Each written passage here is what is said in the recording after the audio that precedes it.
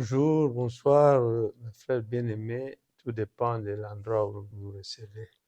Nous voici encore chez vous pour continuer avec notre édification dans notre chaîne du chant des coqs pour nous sensibiliser selon que la Bible nous le recommande. La semaine passée, la fois passée, nous avions commencé une étude sur la parabole des 10 vierges. Et nous avons montré combien ces deux catégories-là, quelle était la nature de ces deux catégories chacune. Et aujourd'hui, nous continuons toujours dans la même pensée pour voir maintenant comment est-ce que nous devons aller à la préparation. Comme nous l'avions lu dans le livre de Matthieu chapitre 25, c'est là où nous sommes toujours. 25, le verset premier, verset 13. Nous continuons petit à petit. Nous avions parlé des 10 vierges et la Bible a situé les 5 folles et les 5 sages. Nous vous avons dit qui sont-ils et ce qu'ils font, n'est-ce pas? Alors, pour continuer, nous allons encore dire un mot, Seigneur. Père, te louons, nous te bénissons, nous te rendons grâce. En ce précieux moment où nous voulons, Seigneur, encore continuer dans ta pensée, Père, afin que par ta puissance, tu viennes nous édifier et nous parler dans nos cœurs, dans toutes nos pensées. Seigneur, parle bien de ta parole. Viens, cher Saint-Esprit, ami fidèle, viens nous couvrir de ta présence, parce que toi l'enseignant par excellence. Laisse que tu utilises, Seigneur, ma bouche comme ton instrument de travail. Parle à ton peuple, Seigneur, que moi je disparaisse et que tu croisses, que tu apparaisses même. Au nom puissant de Jésus. Merci, merci encore mes frères, mes sœurs. Nous continuons avec notre lecture. Nous sommes dans le verset 2. Alors la Bible dit que toutes les vierges, elles avaient plus de lampe pour aller à la rencontre de l'époux. À la rencontre de l'époux. Et 5 d'entre elles étaient folles et 5 sages. Bon, les folles, en prenant leur lampe, n'ont pas pris d'huile avec eux, elles plutôt. Et les sages ont pris de l'huile. Et la Bible nous dit le point principal qui était en train de caractériser ces deux groupes, d'où aujourd'hui l'ensemble des chrétiens, c'est aller à la rencontre de l'époux. Nous, aujourd'hui, l'époux que nous attendons, c'est notre Seigneur Jésus-Christ, qui viendra pour prendre son Église, l'Église épouse de Christ. Alors nous sommes tous à l'attente. Voilà, regardons la nature ou le caractère, le comportement, l'être de ces 10 vierges pendant qu'ils attendaient le retour de l'époux. Premièrement, elles ont pris des lampes, elles avaient toutes des lampes. Aujourd'hui, nous avons tous des lampes. Des chrétiens, je dis bien, nous sommes à l'église, parce que nous parlons des 10 vierges.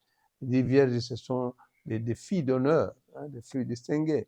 Bon, tous nous étions à l'église, attendant, parce que vous voyez, avec le cachet chrétien, chacun veut montrer devant la face du monde une facette de vraiment d'être docile, mais c'est l'intérieur. Parce que la vie chrétienne, ce n'est pas l'apparence extérieure.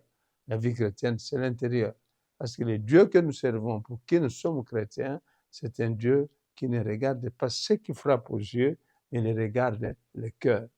C'est pourquoi dans Proverbe 86, il dit que garde ton cœur plus que toute autre chose, car c'est de lui qui vient la source de la vie. Et c'est comme ça que, regardons, les 10 vierges, elles avaient toutes des lampes. Comme aujourd'hui, nous sommes dans l'église, la lampe, c'est la parole de Dieu. Et cette lampe-là, tout le monde l'a, les chrétiens dans l'ensemble, parce que nous venons, nous écoutons tous la parole de Dieu.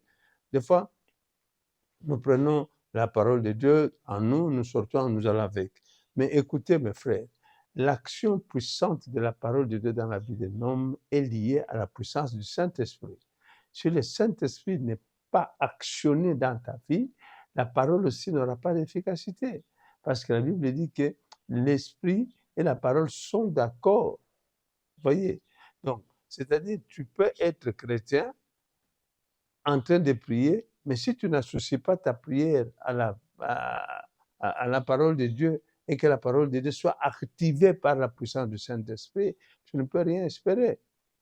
Alors, ils avaient toutes des lampes, mais l'ironie des sorts est que en allant attendre l'époux. Tous nous sommes dans l'attente. Pourquoi nous disons chaque jour, nous entendons Jésus revient bientôt, Jésus revient bientôt, Jésus revient bientôt. C'est-à-dire Christ revient réellement. Je vous avais parlé la fois passée de Jean, chapitre 14, verset 1er. Il a dit que je m'en vais, je reviendrai. Je reviendrai. Alors, maintenant, ces vierges sont allées tous à l'attente de l'époux, parce que l'époux était en route. Mais elles ne savaient pas quand est-ce qu'il arrivera. Viendra-t-il dans la nuit, le matin, le soir, l'après-midi? Quand? On ne sait pas. Quel jour? On ne sait pas. Mais vous devriez être prêtes. C'est ce qu'on leur avait dit comme mission. Alors, pendant qu'elles étaient là en train d'attendre l'époux, elles attendaient l'époux, elles attendaient l'époux. Elles ont commencé à s'assoupir. L'assoupissement, c'est le dégoût qui commence à gagner la vie chrétienne. L'assouplissement, c'est le recul de la foi chrétienne, l'abandon même.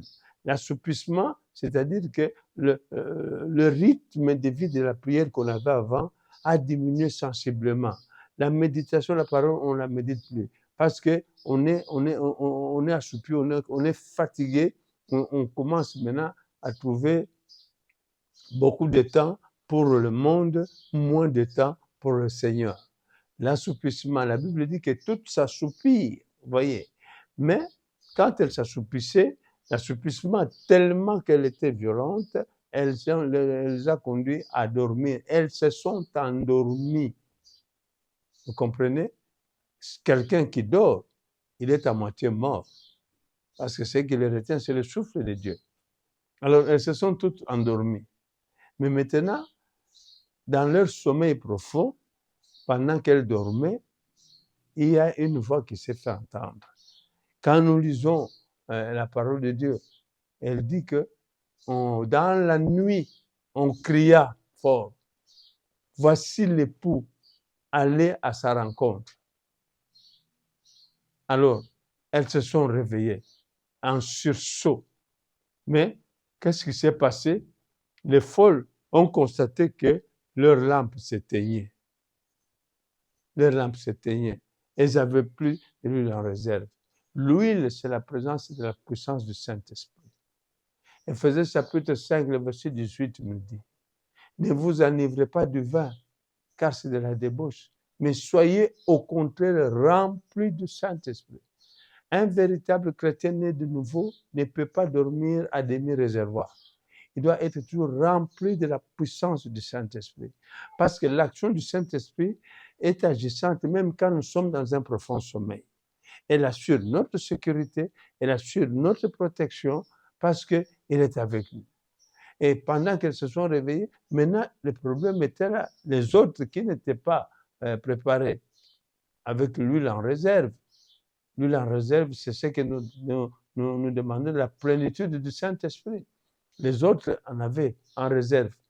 Maintenant, les folles commencent à demander aux sages de leur donner un peu de l'huile. Écoutez, la quantité, sinon la puissance du Saint-Esprit, la capacité de la puissance du Saint-Esprit en nous est proportionnelle à la personne qui reçoit. Il ne nous donnera pas en surplus pour que nous donnions à l'autre.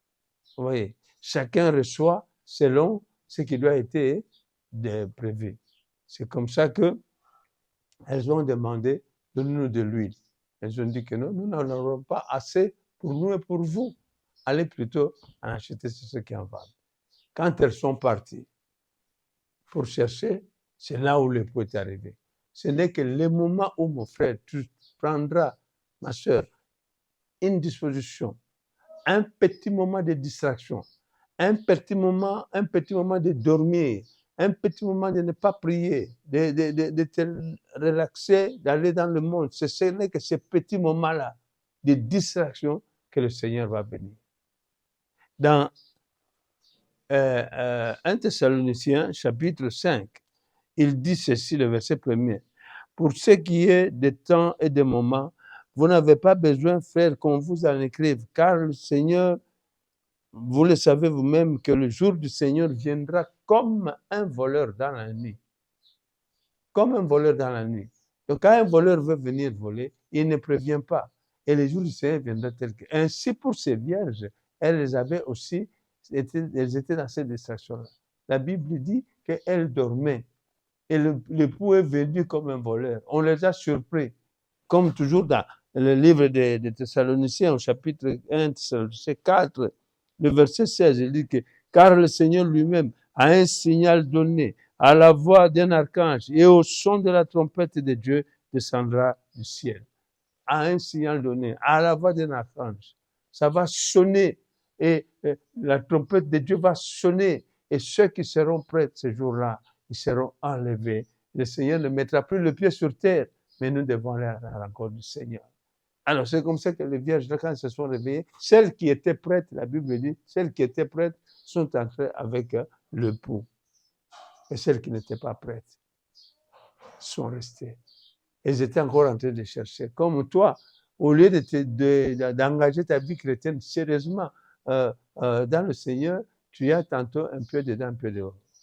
Ce dimanche, tu es à l'église, l'autre dimanche, tu ne viendras pas. Bon, je t'ai occupé ceci, là. C'est bon.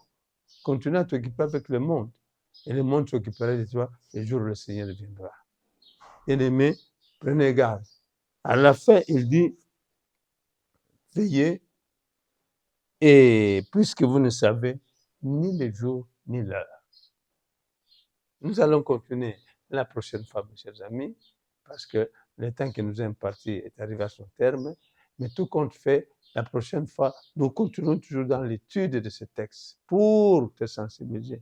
Ne regarde pas ou n'écoute pas les dires du monde qui pensent que le Seigneur tarde encore. Il ne tarde pas. Les signes de temps ont déjà parlé. Nous en avons vu déjà dernièrement. Que le Seigneur vous bénisse, qu'il vous garde. Prions. Père, encore une fois, merci pour ta présence, merci pour ta force et ta bonté, merci pour tout ton être, de nous avoir encore édifiés par cette parole, pour nous aider à nous préparer parce que ton retour est imminent, Seigneur, que nous ne soyons pas dans la distraction. Nous t'avons ainsi prié au nom de Jésus. Amen. Que Dieu vous bénisse et à la prochaine. Bye bye.